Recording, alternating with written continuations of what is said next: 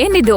ಬಾಮ್ಮ ಬಾ ನಿನ್ನ ಬಗ್ಗೆರೆ ಮಾತಾಡ್ತಿದ್ವಿ, ನೀ ಬಂದ್ಬಿಟ್ಟೆ ಬಾ. ನಿನ್ ಮದುವೆ ಬಗ್ಗೆನೇ ಮಾತಾಡ್ತಿದ್ವಿ. ಓ, ಏನು ದಿಢೀರಂತ ಇಬ್ರು ನನ್ ಮದ್ವೆ ಬಗ್ಗೆ ಇಷ್ಟು ಚರ್ಚೆ ಮಾಡ್ತಿದ್ದೀರಾ? ಏನಮ್ಮ ತಪ್ಪು?